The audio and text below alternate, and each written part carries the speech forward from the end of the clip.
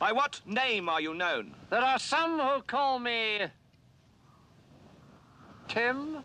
Welcome to another episode of Timmy Talks, the channel where we talk old school magic. And today I am playing a game of 7-point Singleton Brawl, and that is actually a format I have never played before. So this is going to be interesting. I've played Brawl before, I've played 7-point Singleton before, but I've never combined the two, and that's exactly what we're going to do today.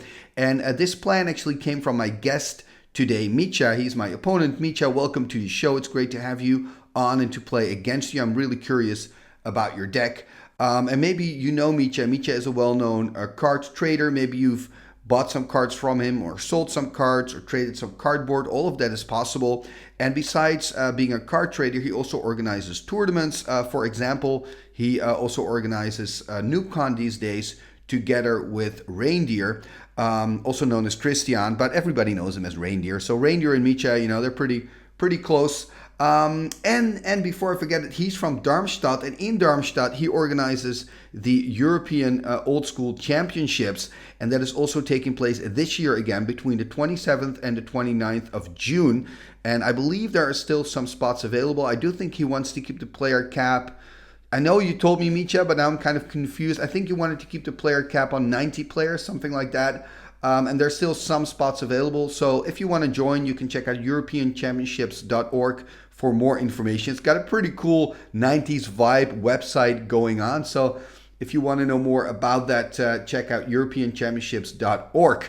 And today, like I said, we're playing 7-point Singleton Brawl, which is pretty cool, I think. I think it's going to be pretty cool. Just as a reminder, Brawl means that you're playing with a commander. So you're playing with a 60-card deck. 59 cards, and card number 60 is your commander. You can only play cards with the color of your commander and, of course, artifacts. So I'm playing today Boris Devilboon, and my opponent Mitja is playing Gosta Dirk because he's from the Darmstadt Dirks. That's his play group, so that's pretty funny. So basically, he's playing white and blue, and I'm playing red and black. So it's going to be pretty cool. And to make things a little bit more interesting, because usually when you play Singleton, you know, you tend to just pick out the best cards, and it's still, you know, you start making obvious choices. So to make it a little bit more interesting, we're also using the 7-point Singleton points list, and you can see that list here. So that means that you have to make some difficult decisions, and hopefully we get to see some, you know, diverse and cool choices in the decks. I mean, I know I think I've made some cool choices, but you know, more about that in the deck decks. So yeah, that's basically what we're going to do today. And before I jump into the deck decks, I would first like to point out that, as always, you can also choose to first go to the games, check out the deck decks later. I know some people prefer to do that. The easiest way to do this is by checking out the description below, because there you will find several timestamps. One of those timestamps reads MTG Games. So if you click on there, it'll take you straight to the games. And in that description below, you will also find a link to the Timmy Talks Patreon page, which is patreon.com/TimmyTalks. And there you can find out how you can support me as a content creator. That sounds so fancy, content creator. Basically, it means if you like these videos, if you like the old school magic content that I make, please consider becoming a patron of the show. Check out patreon.com/TimmyTalks for more information. Okay, and now that you're fully informed, I'm going to start with the deck decks. I'm going to start with the guest of the show today, Mitja. Mitja, let's take a look at your deck. And here we see the deck of Mitja. So maybe it's good to first zoom into his commander, his Brawl star, which is Gosta Dirk. Look at this bad boy. And Gosta Dirk is 2 blue, 2 white, and 3 for the Summon Legend from Legends. And for 7 mana, you get a 4/4. So those are pretty miserable stats. He also has First Strike, which is pretty cool. And then he's got this ability, which, yeah, I'm just going to read it to you. It says, creatures with Island Walk can be blocked as though they didn't have Island Walk. So finally, Gosta Dirk frees you from all those powerful Island Walkers that are never really a problem in the first place. So I really think this card deserves better. It should be at least a 5/5, maybe even a 6/6. I mean, you're paying 7 mana for this bad boy. And I mean, First Strike, that makes sense with the weapons. You know, that axe is looking pretty fierce. And he looks like a pretty quick guy, right? But it would be nice if he had some more abilities. Maybe because he's also coming from the mountains. Maybe it would be cool if he had like Island Walk and Plains Walk and Mountain Walk and maybe all sorts of walks. Maybe that you can pay 3 mana and give it a land walk ability of your choice. Something like that. Like that would have been cool. Anyway, Gosta Dirk, looking pretty cool, but it's not really a good card. Beautiful art though by Richard Thomas. And the best thing about this card is its color combination, blue and white, because it means that now Mitja can play with blue and white spells, which is really bad for me because blue and white is the top control color combination. And look at the cards in his list. He's got a lot of counter spells. He's got a lot of like white removal. He's got a lot of steel effects. Old Man of the Sea, Preacher, Argivian Archaeologist, a card, a nice example of how cool Singleton is. Argivian Archaeologist, very playable in Singleton, very good in Singleton. A very big problem for me. And then also he's got, of course, the board wipe like Wrath of God. He's got Nevinyrral's Disc, which I'm playing as well, by the way. I mean, I feel you kind of need that in the Singleton environment. And he's got land text. There's just a lot of really strong and good cards here in the deck of Mitja. And maybe it's good to mention here that we've decided to ban Caracas. That's the only card that's actually banned today. And the reason we did that is that Caracas is just, it's not a fun card when you're playing Brawl because he can just tap the Caracas and send my commander back to my hand, and then I can choose to put it back to the command zone instead. But it's just not really fun, right? You want to see these commanders in action. So we decided to ban that card. And I think it's a good decision, you know. But let me know in the comments how you feel about that. I think in a lot of EDH formats, Caracas is banned already. And I think that really helps because, you know, you want to cast your commander. You want to show your commander. But yeah, this is the deck of Mitja. Mitja, your deck is looking very, very strong. I'm a little bit afraid, but you know what? My deck has some cool tricks as well. Let's take a look at my Boris Devilboon deck. And here we see my deck. So my deck is built around Boris Devilboon, and Boris Devilboon is a legendary zombie wizard. Yes, it is. And he's from Legends, and he's 1 black, 1 red, and 3 to cast. And he's got a pretty cool ability. It's a 2/2, by the way, for 5 mana, which is not awesome, but still, whatever. At least it's not a 1/1. Could have been a 1/1. You can pay 2, a black and a red, and tap it, and then you can create a 1/1 black and red demon creature token named Minor Demon. So, I mean, how cool is that? I can make tokens that have the name Minor Demon. And what I really like is the fact that it's a black and red. Because it is black, it means it gets pumped up by the Bad Moon. So, of course, a Bad Moon is in here as well. So, hopefully, I can have a moment where I have Bad Moon and Boris on a battlefield and I can start making 2/2 creatures, which would be really cool, right? Then the demons are an equal size of the wizard that actually creates them. And, of course, you know, when you have this commander, you start to think about, okay, I want to make tokens. So, I play the token cards in this deck as well. I play the Hive. I also play, of course, Breeding Pit. I think Breeding Pit can be really good because Breeding Pit, again, makes 0/1 Thrall tokens that are black. So they also get pumped by the Bad Moon. And then if you have a lot of tokens, what are you going to do with this token? So I decided to, you know, have 2 creatures here that I can use as sack outlets. Actually, 3 creatures for those tokens. I've got Lord of the Pit, right? How flavorful is that? Have your minor demons fed to the Lord of the Pit. I think, does it get cooler than that? I don't really think it does. And then you have also a Fallen Angel, so I can feed my creatures to the Fallen Angel. It gets +2/+1, so I can make it really big. Again, very flavorful to feed demons and thralls to a Fallen Angel. And then I've got the third card that wants to do stuff with tokens, and that is Hell's Caretaker. And Hell's Caretaker is a card from Legends, a 1/1. You can use it during your upkeep, sack a creature, and then get a creature back from your graveyard, and it comes directly into play. So it's pretty cool. You can only do it in your upkeep though, which is a pretty big downside, but I think it's a really cool card.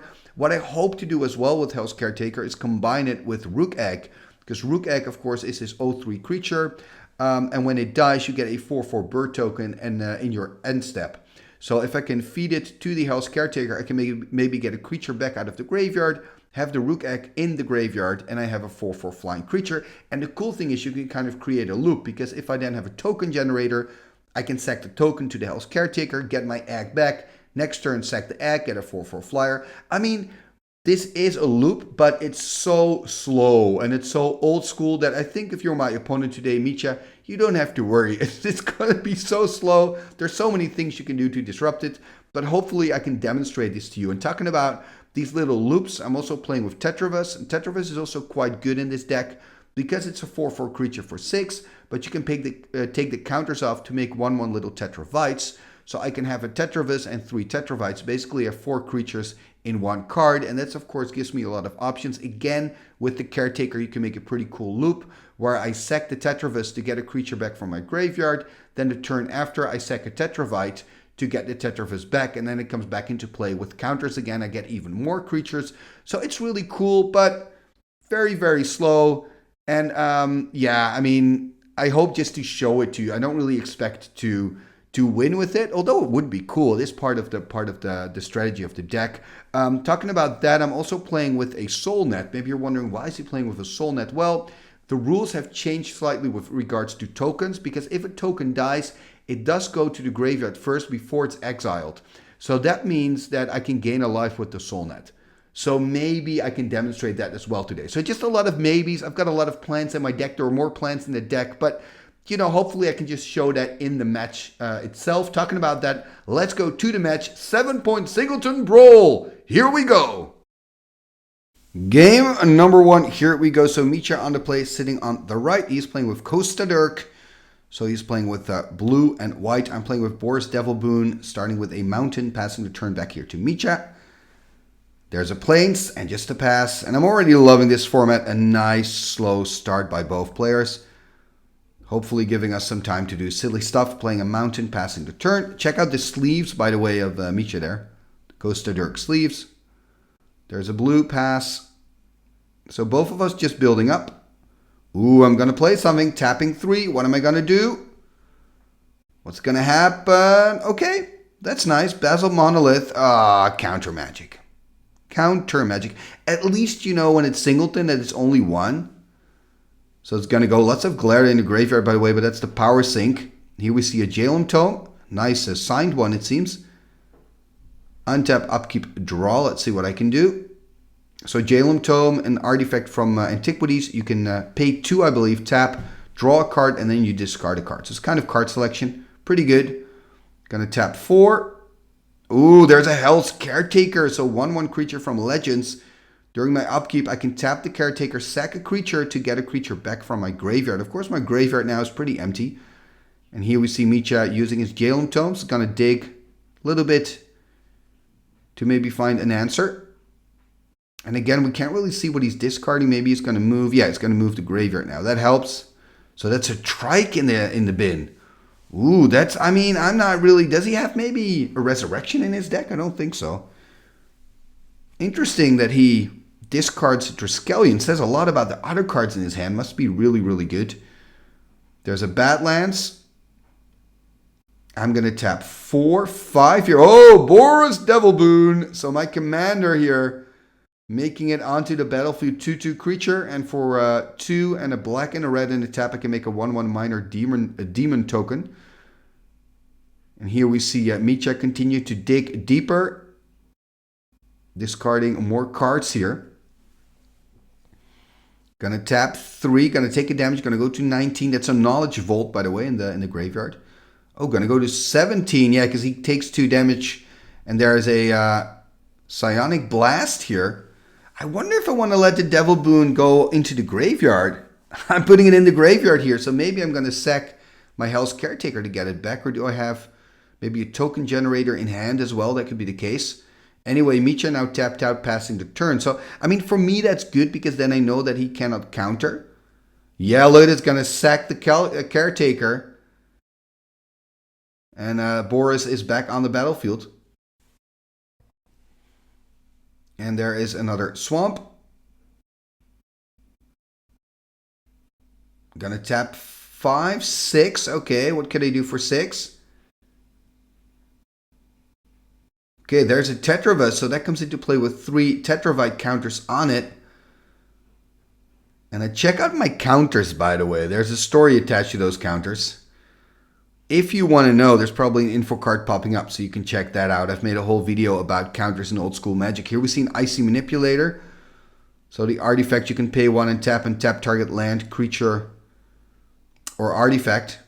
And I'm taking the counters off here, so I've got 3 little Tetravites and a Tetravus, and now I kind of wish I still had that Hell's Caretaker.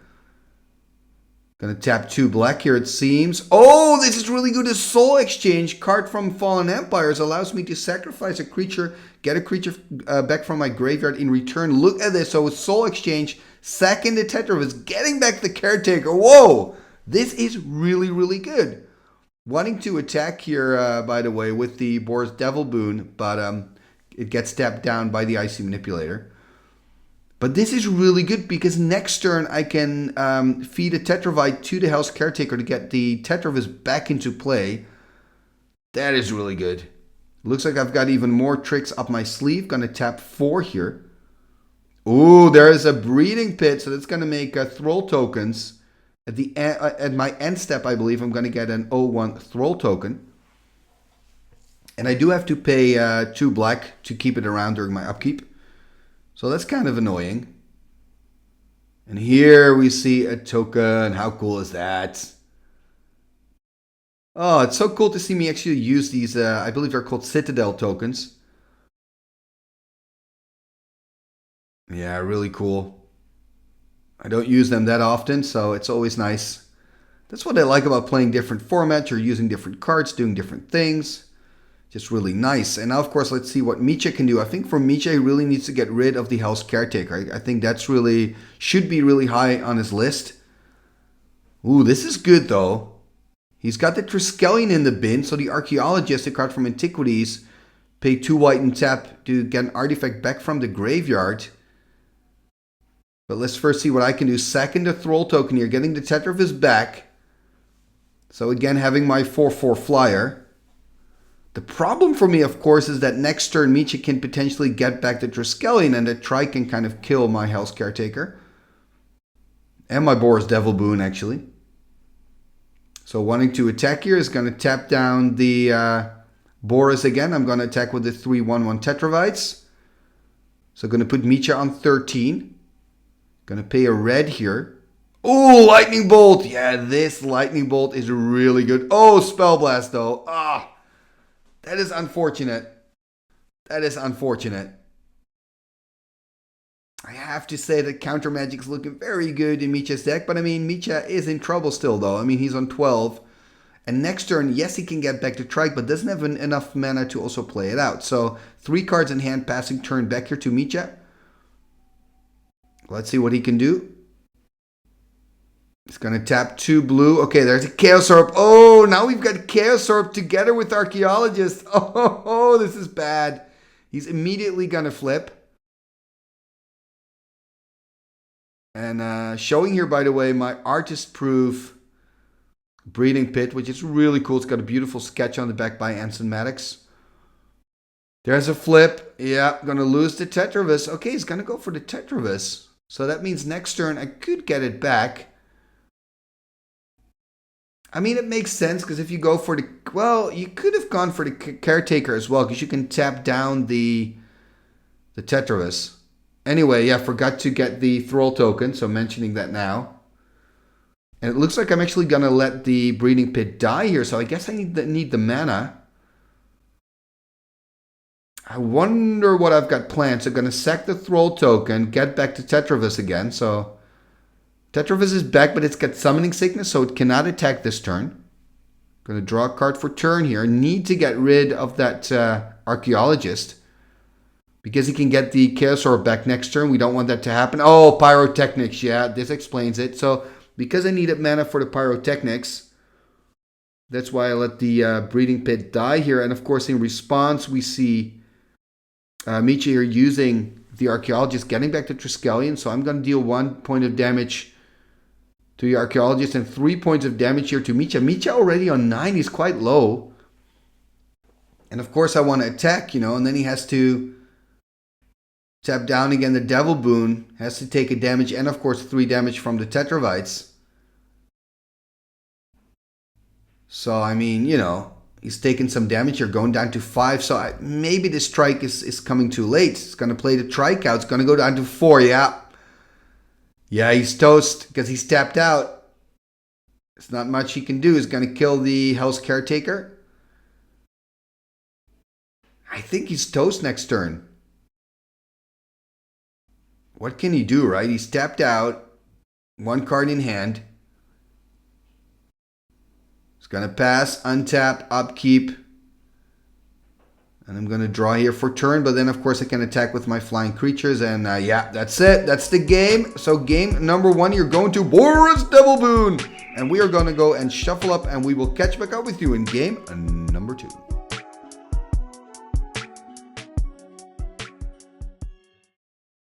Game number 2, here we go. So let's see what Mitja can do here in game 2.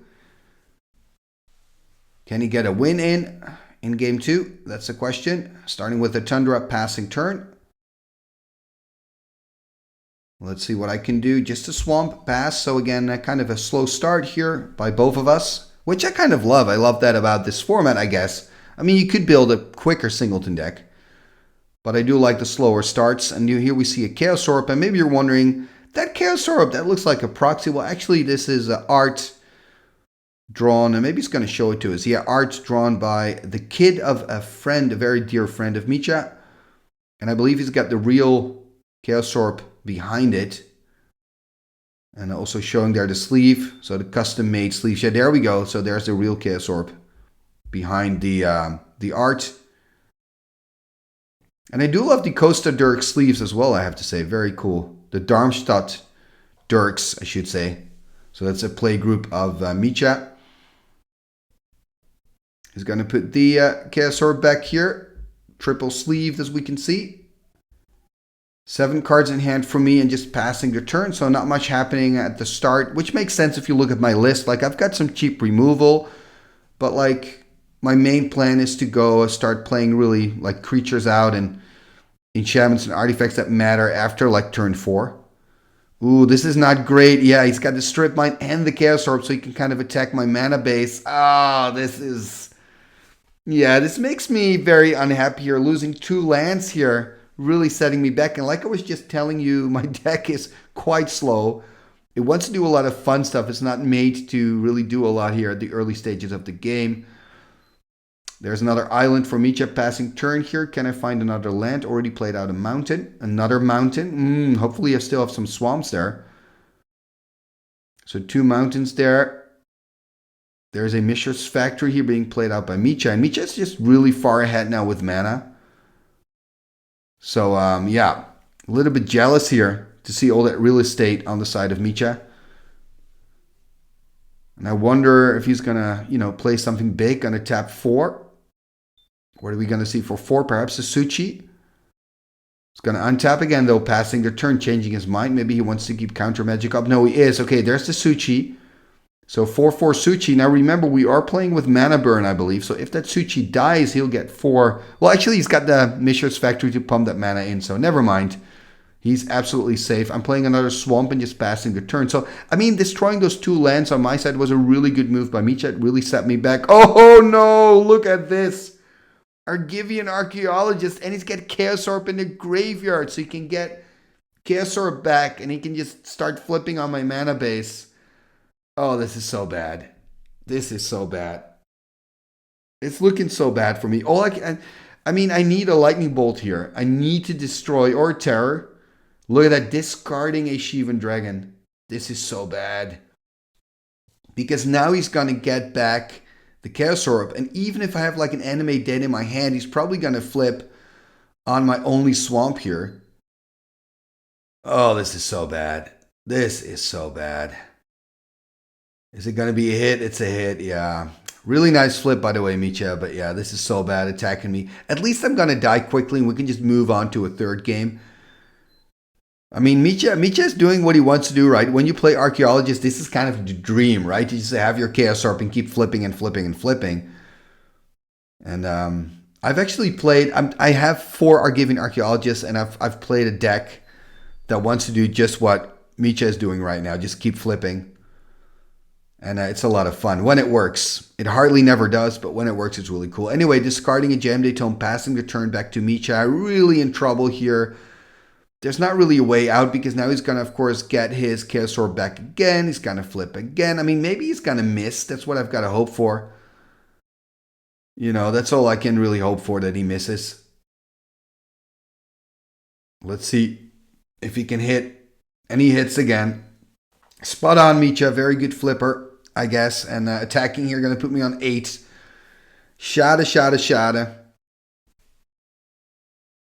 It looks like I'm forgetting to take the damage here, but I still need to take the damage. Exactly. I'm on 8, man, not on 12, which I think is better because at this stage in the game, I'm like, you know what, just finish me off. Let's go to a third game. And there is a mana vault pointing out that I just drew a mana vault from the top. Maybe I could do something with that. But of course, I lost that mount in the previous turn. So I got to tap my only mana to play the mana vault. And the next turn he's going to flip probably on that mana vault. So it's a catch-22. I do believe it's better to play out the mana vault though. Because then at least Mitja has that as a target. Yeah, showing that I have a Rook Egg in hand that I could have played out. Which would have actually been quite good.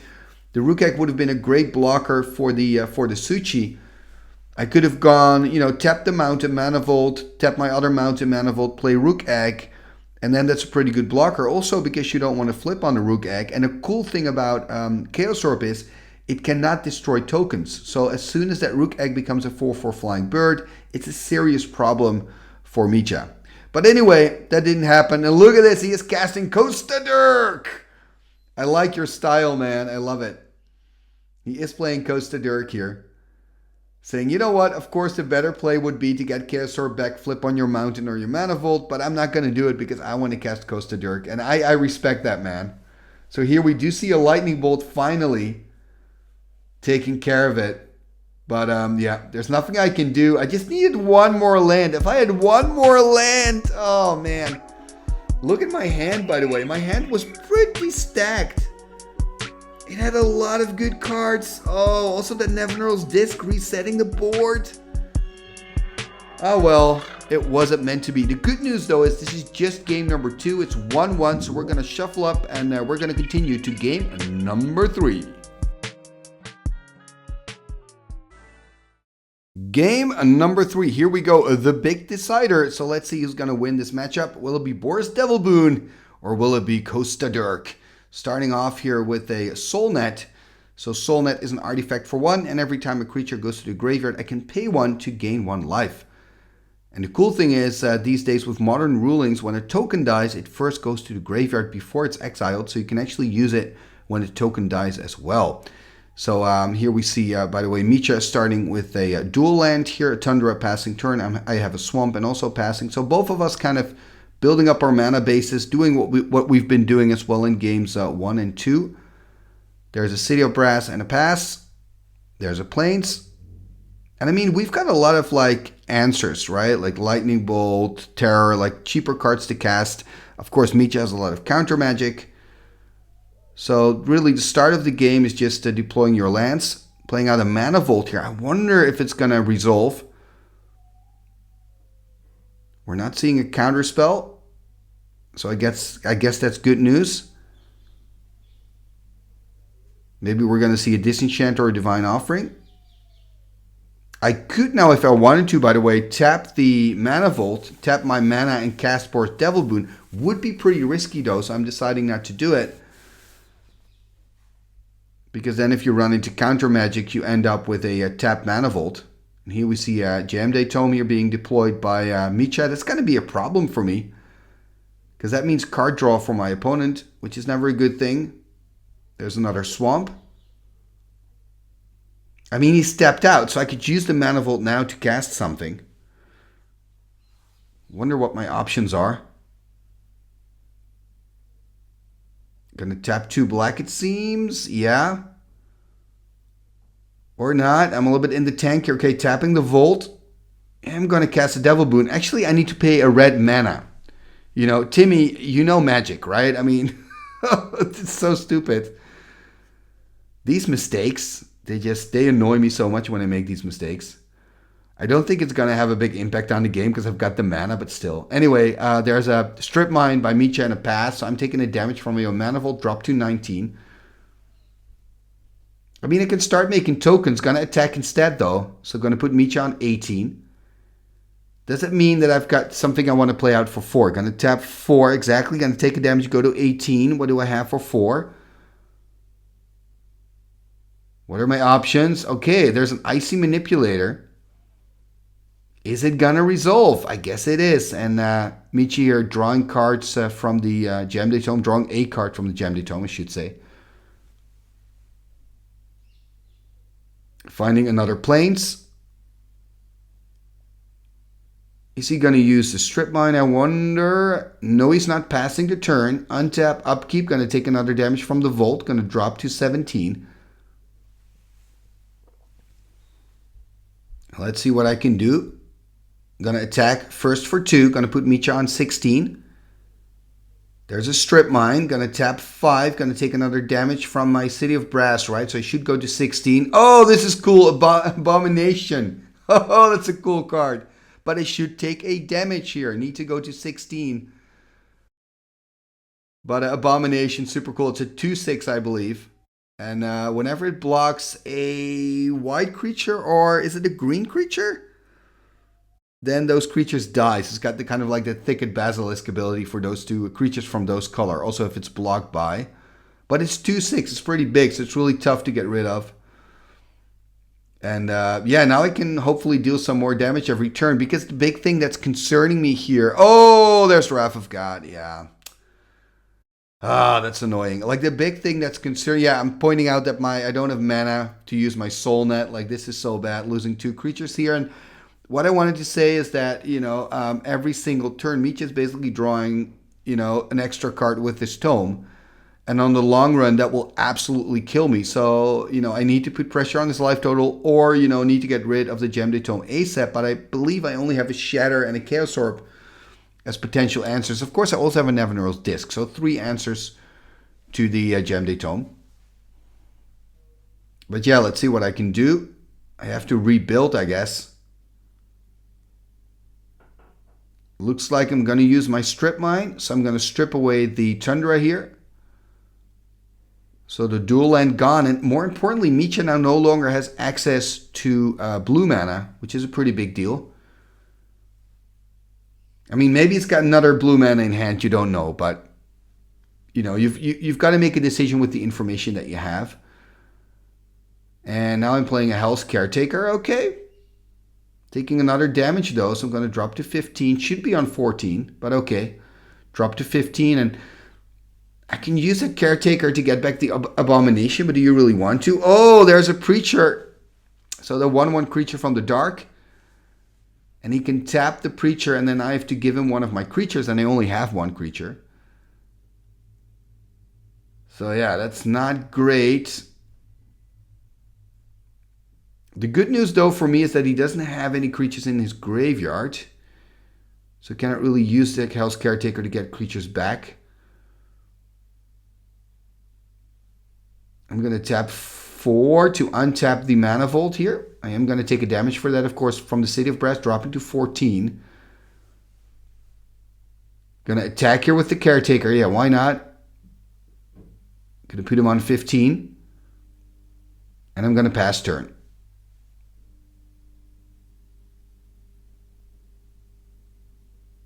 Yeah, what are we going to do now? So he's going to draw a card.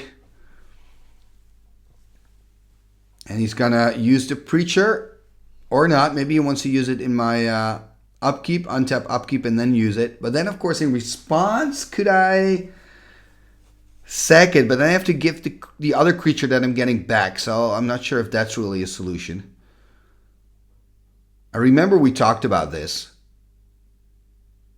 And I believe the conclusion was that, yes, I could sack the Hell's Caretaker in response, but then the effect is still on the stack, and I have to give him one of my other creatures. So I could use it here to get back the Abomination, but then if I do, I have to give the Abomination to him, basically. And for some reason, I decided to tap down the Preacher, which is a bad, decision to make. So now I'm thinking about sacking the Caretaker, but just realizing, so we're having this talk now, that then I have to give the Abomination to him. So I think, yeah, I now have the decision to make. Do I want him to have the Caretaker or the Abomination? That's the big decision. I'm asking, can I take the Icy Tap back? That's a mistake. And Mitja's quite nice. He said yes. Thank you, Mitja, for that. And that's the thing with Singleton. You're playing with cards that you usually don't play with that often. Like, especially for me, Caretaker is a beautiful card, but I don't play it often. So, all of a sudden there are these situations which make Singleton, in my opinion, a very interesting format. These situations that you haven't run into before, even though you've been playing old school Magic forever. And here we see Mitja, by the way, discarding his Old Man of the Sea. Oh, that's bad. That's bad. So he forgot to discard. So now discarding Old Man of the Sea. Yeah, this just changes a lot. I should really kill my own Hell's Caretaker. Playing out a Tetravus instead. Yeah, next turn, I mean, changing my mind, I guess, because now realizing that, wait a minute, he can get back the Old Man of the Sea. Oh man, I'm playing pretty sloppy, I'm sorry for that. Tapping, untapping, playing things out, taking things back. Anyway, gonna drop to 13, gonna tap 4. What can I do for 4? Do I have a way to kill the creature? That's the question, right? Oh, gonna play the Nevinyrral's Disc. That's the plan. Okay, fair enough. Fair enough. So he's gonna pass a turn. He probably Mitja exactly gonna keep the creature tapped. And now in his upkeep, he can sack the Caretaker exactly and then get back his own Old Man of the Sea. Pretty cool altar there. I believe it's kind of a Viking altar. Yeah, and I guess next turn I'm just going to blow everything up, which is also not great because I'm losing lots of permanents as well, including an Icy Manipulator, which is really good. So that's kind of annoying. Untap. And there we see Mitja discarding a Disrupting Scepter. Untap, upkeep, and draw. Am I going to use the disc immediately? That's the question. It looks like I am. Going to tap the Mana Vault here for 3. And look at that, Mitja still discarding cards there. How many cards do you have in hand, Mitja? Anyway, blowing up the disc here. So everything goes. Still have 2 mana floating from the Mana Vault. Now remember, I still have the Tetravus, so I could cast Tetravus now. Is that what I'm going to do? Dropping to 12. Okay, there's the Tetravus. I have to say, you know, despite all my sloppy plays, again, sorry for that. I am enjoying this match because it's going back and forth all the time. And I think that is what these two decks are pretty good at. We have a lot of like answers and solutions and graveyard shenanigans. So, you know, we can get back from a punch. Look at that, talking about getting back from a punch. Here we see a Nevinyrral's Disc being played out by Mitja. Yeah, that's pretty annoying. But I mean, he's then basically trading his disc for Tetravus, which is not too bad. I think I should just attack here and pass turn. Unless, of course, I've got a Shatter, then I should shatter the disc, obviously. Anyway, gonna attack here for 4. Gonna put Mitja on 11. Passing the turn exactly. There's an island, so Mitja now has access to blue. Remember, he didn't have blue for the longest time, but now he's got blue. That could be a problem for me. Oh, he's going to go through his graveyard. Maybe a recall in hand? Could that be the case? First, he's going to use the disc. Okay, so I'm going to lose my Tetravus. Okay, there's a Witch Hunter. That's a 1/1, and you can tap the Witch Hunter to deal 1 damage to the opponent. And you can also pay 1 white and 2... 2 white and 1 to bounce a creature. But look at this, playing a Lightning Bolt. Quickly dealing here with the Witch Hunter. Witch Hunter, just an extremely annoying creature to play against because it can bounce your creatures. Finding another mountain, and unfortunately I cannot play out my Boris Devilboon because of that commander tax. Have to pay 7 now to play it out, playing a Raise Dead. Oh, that's interesting. What do I have? What am I going to get back? Oh, my Hell's Caretaker.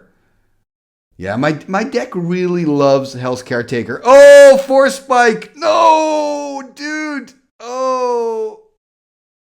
I love you and I hate you, man. I really want my Caretaker, but it's so cool you're using your Force Spike.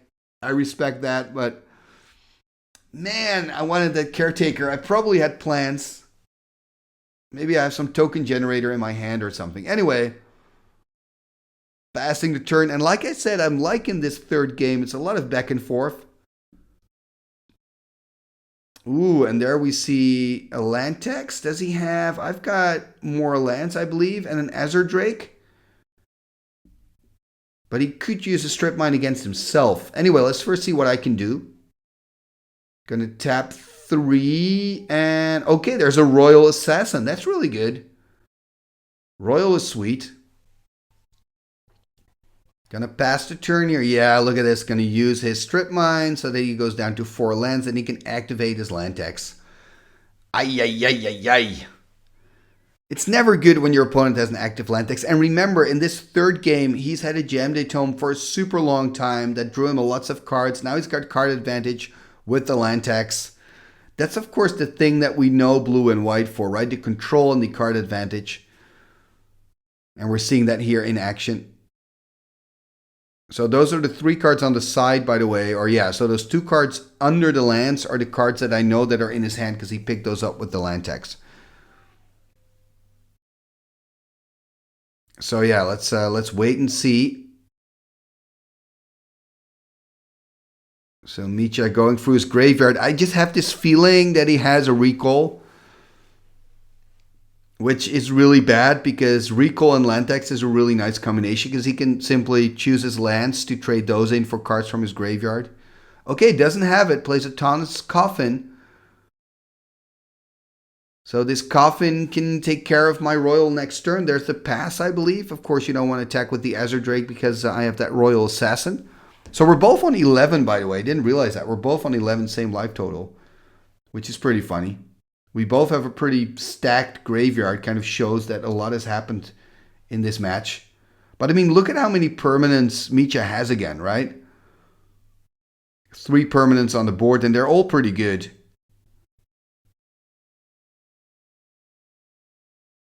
Looked like I wanted to tap the red, but untapping them again. It would really be nice if I had some more artifact removal. Only having that single shatter. Okay, there's a Jam Day Tome. That's pretty good. Can start drawing some cards. I mean, I'm expecting Mitja to... Did I play out a land, by the way? That's pretty stupid, to be honest. Because now I'm activating his land tax again. I'm getting a little bit annoyed with myself. But okay, so Mitja gets a land tax trigger. Hopefully now I'm reminding myself not to play out any lands unless I absolutely have to. Maybe I had a reason to play out this land, by the way. Maybe maybe I need this extra land for some reason. But anyway, he's going to get 3 more lands, which is great for him. He's got the he's got the Thomas's Coffin. I mean, can use the Coffin to put my Royal Assassin in the Coffin. First, a copy artifact. It's going to copy my book here. Oh, this is so annoying. There's a recall. Yeah, so he did have the recall. Yeah, because he kept going through his graveyard. I'm like, you probably have a recall. He's got a lot of goodies in there. It's going to go for Wrath of God. That's kind of an insurance policy, right? Or does he want to use the Thomas's Coffin to put his Azure Drake in the Coffin, then plays Wrath of God? That could be a line as well. Not attacking, by the way, and not putting the Royal in the Coffin. Doesn't have enough mana anymore. Going to tap 4 here. There's a Suchi. Okay. So Suchi is nice in combination with Jam Day Tome because if Suchi dies, I can use the 4 mana to draw a card with the Tome. So playing out here this 4/4 creature.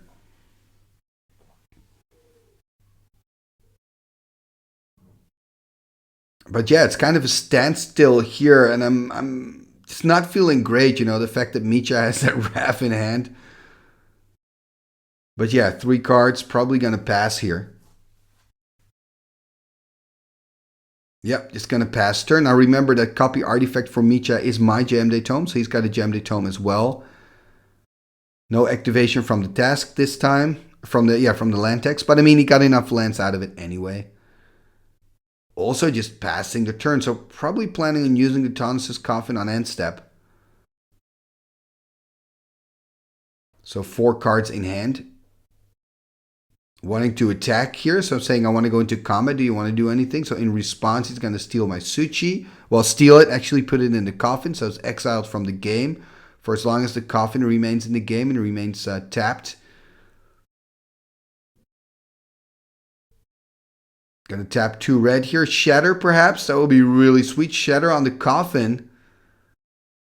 That would be great. First playing out another mountain. And, okay, Chaos Orb.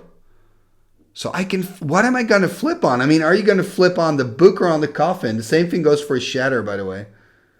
Yeah, I'm going to go probably on the book here. I guess the book is a bigger threat, right? Because the Coffin at the end of the day only takes care of 1 creature. And the book is just so much card advantage. And if I have a book and Mitja doesn't, I mean, that can get me back into this game. So making a flip here, exactly. Pretty solid flip if I say so myself. The book is gone on the side of Mitja. Yeah, this is a really nice game. So much happening here. Passing the turn here back to Mitja. Finding an island. Oh, there's his own Chaos Orb. And of course, he's going to flip on my book. Oh, or not. Actually, I'm going to use the book. Let's see what happens. Going to go to 10. Going to draw a card for turn. And now he's going to flip. Going to hit. Oh, he actually flipped on my royal.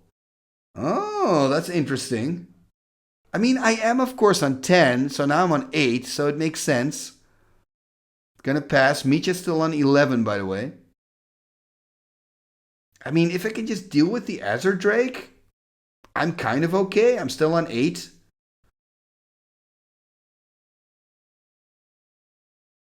But I mean, if I can't, then that's a problem. Gonna tap 3 red. Okay, Wheel of Fortune. Is it gonna resolve? That's a big question. There's a power sink. Could have just gone for a card here. Gonna go for the wheel, so I guess the rest of my hand's pretty useless. So playing a power sink, so I have to tap all my mana here. Gonna drop here to 7. Oh, look at that hand though. Ho ho! Losing Archaeologist and Wrath of God. And I'm using losing a Soul Exchange, a land there, and something else I can see. But I think this Wheel of Fortune is a good decision when you looked at that hand of Mitja. It was just chock full. And of course, Mitja still had that Wrath of God. That was probably still in the back of my head as well. The problem now is, though, that Mitja can untap and have a start with 8 cards in hand. Going to play my land for turn here. Going to pass. Yeah, this could be problematic. If Mitja found, like, some good cards, I'm pretty much toast. But who knows? Going to play a Flower Stone first. I think he still needs to untap that Azure Drake, by the way. He's going to play a Rocket Launcher. Going to attack here. Going to put me on 5. Ooh, Rocket Launcher. Actually, that could be problematic. Rocket Launcher paid 2, deal a damage. And sack the launcher. And I believe he's got enough to deal 5 points of damage here. 1, 2, 3. Yeah, he's got enough to deal 5. So I need, next turn, I have to get rid of the Rocket Launcher. Oh, man. Yeah, he's counting his mana. I need to get rid of the Rocket Launcher. Please, please, please. Or win the game, deal 11 damage. But that's unlikely. Gonna tap 4, draw. Yeah, I'm digging. That's not a good sign. I'm digging for a Shatter. I think Shatter is the only thing that can save me here. Also, Chaos Orb already in the bin. I have no way to get artifacts back. Gonna tap 2. Do I have Shatter? Do I have a Shatter, please? Come on, Shatter. You can do it. Is it a Shatter? Oh, it's a Terror. Terror is not going to do anything here. I mean, he's got 5 damage on the board with that Rocket Launcher. I need to get rid of the Rocket Launcher.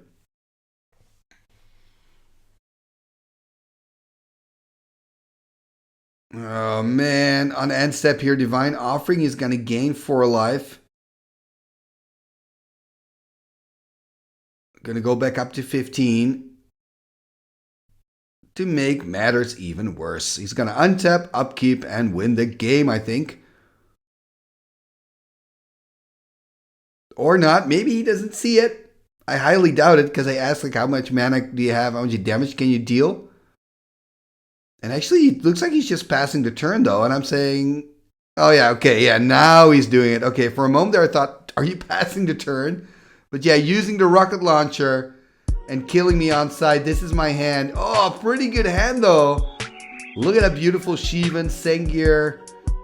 Oh, but this was a great third game, Mitja. Thank you so much, man. I really enjoyed this. 7-point Singleton Brawl. I think maybe it's my new favorite format. I really, really loved it. Despite the fact that I lost here in Game 3, but what a cool game it was.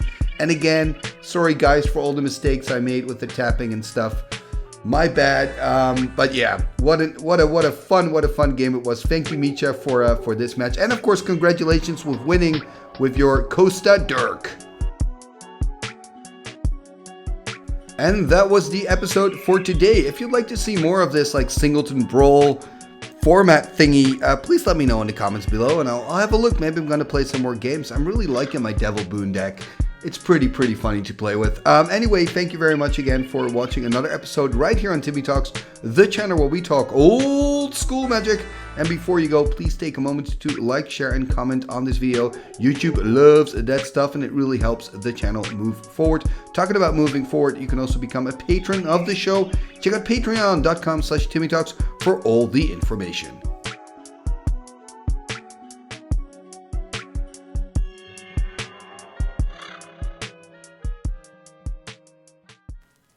What shall we do with the drunken sailor? What shall we do with the drunken sailor? What shall we do with the drunken sailor? Early in the morning, way hey and up she rises, way hey and up she rises, way hey and up she rises. Early in the morning, putting in the longboat until he's sober, putting in the longboat until he's sober, putting in the longboat until he's sober. Early in the morning, way hey and up she rises, way hey and up she rises.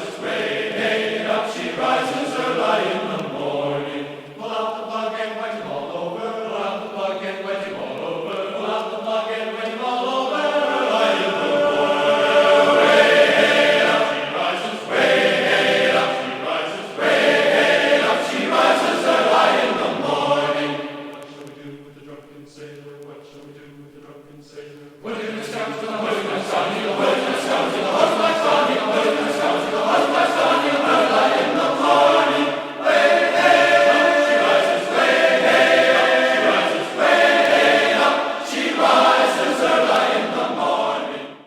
Icketus, ficketus, somber, kazee.